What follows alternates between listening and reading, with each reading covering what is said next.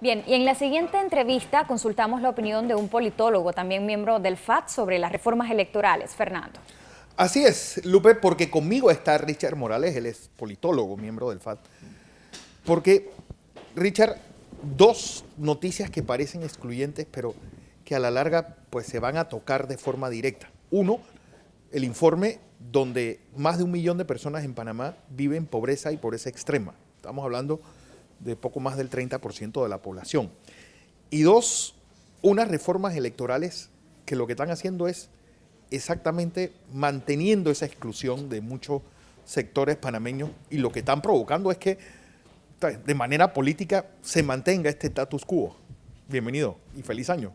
Muchas gracias, Fernando. Feliz año a ti y a todos tus televidentes. Sí, vemos que el tema de las reformas electorales forma parte de la forma como las élites en Panamá tradicionalmente se han manejado con el Estado panameño. Han buscado apropiarse del Estado, tomar el control para saquear sus recursos y acumular riquezas a costa del erario público, a costa de los recursos de todos los panameños. ¿Qué están haciendo con las reformas electorales? Están tomando 100 millones de financiamiento público para repartírselo entre la cúpula de los partidos políticos. En vez de utilizar esos dineros para atender las graves desigualdades que hay en nuestro país, la pobreza, la exclusión, lo que están haciendo prácticamente es repartiéndoselo entre sí para que políticos y quienes controlan los partidos se beneficien, se enriquezcan. La pobreza en Panamá, la desigualdad en Panamá no es accidental, no es un acto de la naturaleza. Porque antes de que sigas, Richard, lo interesante de todo esto es que nosotros tenemos un sistema realmente injusto, un sistema que si nosotros hemos tenido alguna herencia de estos años de democracia, este ha sido, pues, tal vez el que el sistema político se haya hecho cada vez más un cajón más cerrado y un cajón cada vez más aprovechado por élites y aprovechado por el sistema tal cual, con un tribunal electoral que, vuelvo y repito, más que ser un árbitro, se ha convertido en un jugador más en cada elección. Sí, y vemos por qué la elección del magistrado se vuelve tan decisiva. Porque es un actor que interviene y que toma decisiones que de alguna forma cambian el equilibrio de poderes. O sea, no es un actor que simplemente está para garantizar las reglas, es un actor que interviene y que perjudica a ciertos actores. El FAT ha sido perjudicado por el Tribunal Electoral, han eliminado mucho de las personas que han estado inscribiendo. Además que es una labor titánica inscribir un partido político. Sí, es una labor titánica. Sin una ayuda del Tribunal Electoral es casi imposible. Sí, y el Tribunal Electoral prácticamente hace muy poco para facilitar la inscripción de nuevos partidos, prácticamente pareciera que lo obstaculiza, y estas reformas electorales no lo facilitan de la manera que deberían. Estamos hablando que continúa siendo sumamente difícil. Nosotros lo estamos logrando por un tema de la experiencia y la organización que tenemos en los sectores de los movimientos populares. Pero vemos una reforma que, aunque logramos inscribirnos y vamos a inscribirnos como partido, el método de financiamiento público que están utilizando nos van a excluir a nosotros y a cualquier otro partido que se inscriba de igual forma. Porque, por ejemplo, tú tienes un doctorado en ciencias políticas.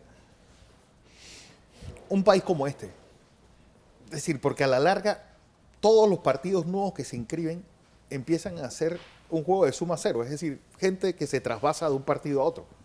No hay una irrupción de personas y sigue siendo más o menos la mitad de la población la que sigue sin inscribirse en un partido político. Por ejemplo, aquí nosotros hemos tenido experiencias como la de 1950 y de 60, donde había, pues con 5.000 personas ya tú podías tener un partido político, o experiencias como las actuales de tienes que 60 y pico mil personas con una labor que los libros tienes que ir con un funcionario del Tribunal Electoral, hay periodos muy cerrados de tiempo. Es decir, ¿cuál sería la fórmula idónea para que la política no sea tan excluyente en un país como este?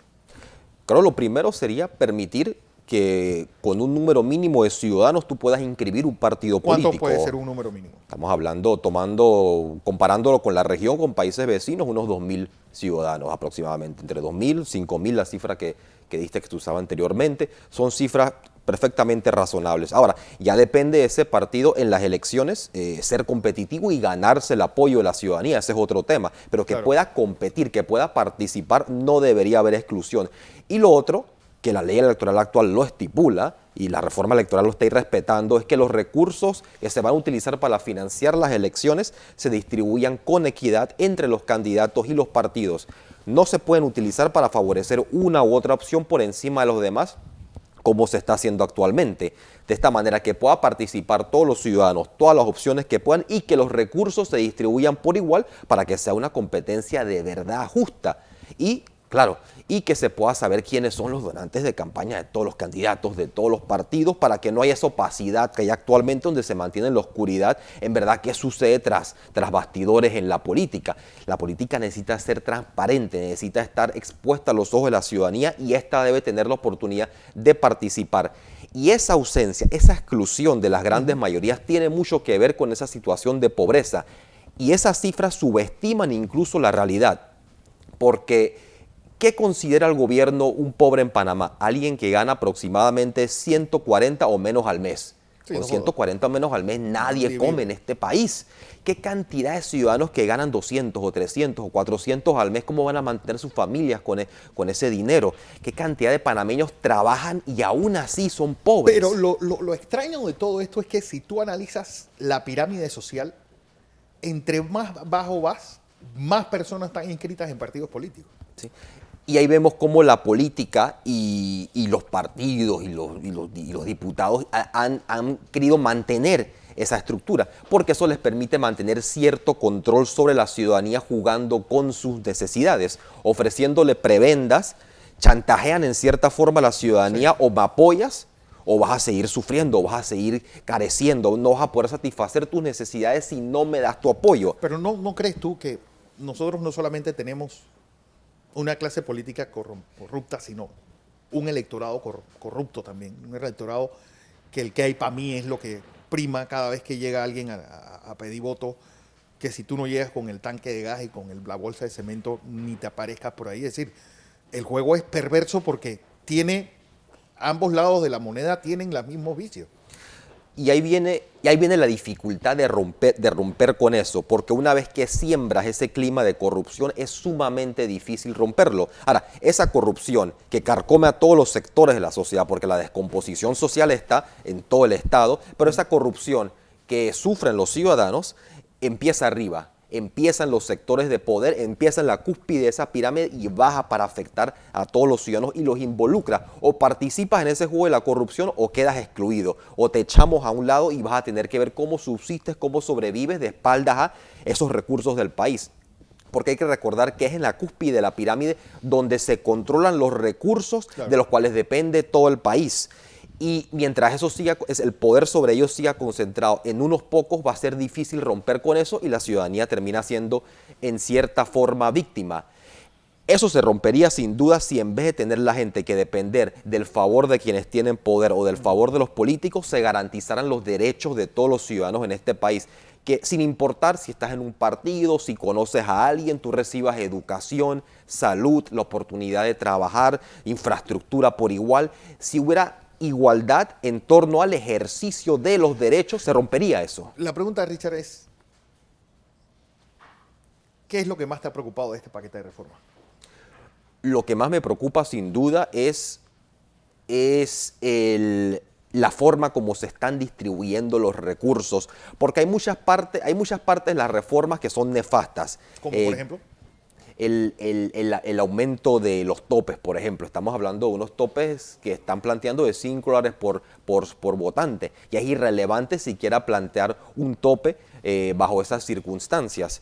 Así que estamos hablando aquí que lo medular es la plata. cómo se va a mover la plata en la política, cómo se van a mover los recursos, y lo que están haciendo prácticamente es garantizándose un subsidio de parte del gobierno para los partidos políticos y todos los negocios que van a venir. Hay cantidad de negocios en Panamá que surgen solamente para la época electoral y ahora van a haber prácticamente 60 millones para repartirse principalmente entre los medios, que es en lo que van a usar prácticamente ese subsidio. Y uno siente que con esta reforma, y uno cuando la analiza ve que incluso están blindando más el proceso electoral de lo que estaba anteriormente. Un partido nuevo como el nuestro en la última elección incluso tenía mayor acceso a financiamiento público que con esta reforma. Están blindando el proceso electoral, cercándolo para que no puedan entrar nuevos actores. Incluso si llegara a consolidarse algún tipo de alianza entre los grandes partidos, podrán llevarse hasta el 70% del financiamiento público. Wow. Y en un país nuevamente donde hay ese 30% de pobreza, una cifra que subestima la realidad, un 60% de trabajo informal, personas que no tienen acceso a seguridad social, ningún tipo de estabilidad, que viven en la precariedad, donde hay incluso cerca de 400.000 personas que padecen hambre en Panamá, en este país de los rascacielos, este país del crecimiento espectacular, que haya cerca de un 10% de la población que pasa hambre, que no come lo suficiente, y no es porque no quiere, ¿quién no va a querer comer? Claro. Es porque no se lo permite, no tiene la oportunidad de trabajar y recibir los ingresos que le permitan mantener su familia. Dar 100 millones para repartírselo entre las cúpulas de los partidos políticos es un insulto al pueblo y pudiéramos decirlo incluso una injusticia. Y aquí tenemos que pelear por la justicia, que haya verdadera justicia y que esos recursos se distribuyan como debe ser. Al final, la Asamblea es una especie de caja mágica, es decir, ese paquete de reformas puede salir todavía peor de lo que entró. Sí, porque a la larga, es decir, es una misa de obispos, ahí solamente hay miembros de partidos políticos defendiendo el status quo.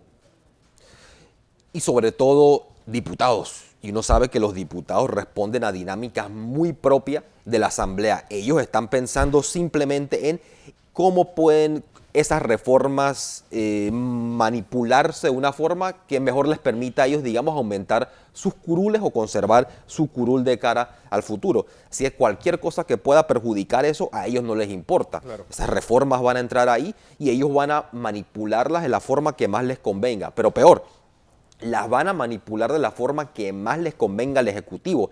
Ya hemos visto el poder que tiene el Ejecutivo sobre la Asamblea a punta del control del presupuesto, de lo que les puede ofrecer a los diputados. Así que vamos a ver una reforma electoral que de por sí entró deficiente a la Asamblea. No es que esa reforma era beneficiosa para la democracia, para nada, porque concentraba cada vez más el poder y riqueza a unos pocos, pero va a salir probablemente mucho peor.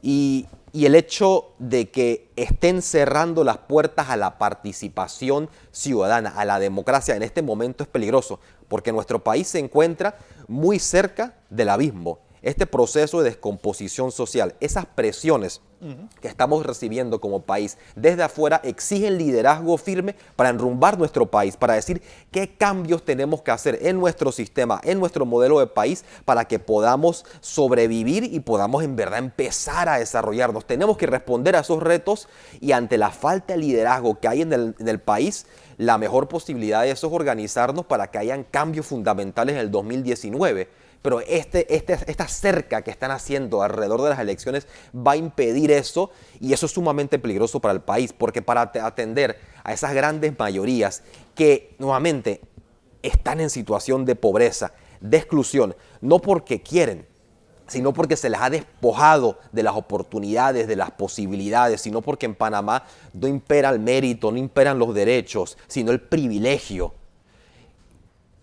Por esa situación, por esa razón, por esa realidad es que necesitamos cuanto antes una transformación profunda de este país para que en vez de ser un país para unos pocos, donde hay unos que se creen dueños del país, pueda en verdad ser un país para todos, una patria para todos. Y esta elección es vital y yo creo que ellos lo saben y por eso no quieren que entren nuevos actores, porque quieren seguir repartiéndose los recursos del Estado entre sí. Así como hubo la primavera árabe, ¿crees que esta descomposición en México, en Brasil, en Venezuela, en Argentina, pues pueda convertirse en un fenómeno continental? Yo creo que hay una enorme posibilidad. A veces la gente es negativa sobre el pueblo panameño, pero más allá de un tema, porque se habla mucho de la educación, que la educación es la solución. La educación es parte de la solución, pero no es suficiente, porque tú puedes estar preparado y nuestros gobernantes están sumamente preparados, pero vemos el resultado actual, una total ausencia de ética o compromiso con el país a pesar de esa educación. Porque más que educación formal es conciencia, educación crítica. Y yo creo que, lamentablemente, a punta de golpes, nuestro país está adquiriendo conciencia. Conciencia de que las cosas tienen que cambiar en Panamá, conciencia de que nos están irrespetando constantemente y nuestros gobernantes no hacen nada por defender nuestros intereses, y conciencia que en realidad tenemos el poder para cambiar la realidad de este país si nos unimos, si no permitimos que lo que mencionabas, que los políticos busquen jugar con las necesidades del pueblo para dividirnos, para aprovecharse. Si miramos más allá de eso, si nos damos cuenta, ¿qué va a pasar con estas reformas? Las cúpulas se van a poner de acuerdo entre sí y van a proteger sus intereses. Y el resto de los panameños divididos, peleándonos, tenemos que unirnos. Unirnos como pueblo para decir, oye, las cosas en este país van a cambiar, pero tienen que cambiar, es necesario que cambien. Sí, yo creo que es muy posible que nuestro pueblo está adquiriendo conciencia poco a poco y que esa conciencia puede resultar en que de verdad luchemos por defender el interés nacional, por defender los intereses de todos nosotros como pueblo, y que de verdad nos aboquemos a construir un proyecto de país, un proyecto de transformación. Yo creo que nuestro pueblo está despertando y ese despertar necesariamente va a conducir a un levantamiento. Bueno, esperemos que sea para bien. Richard Morales, profesor, politólogo, miembro del FAT, estuvo aquí con nosotros.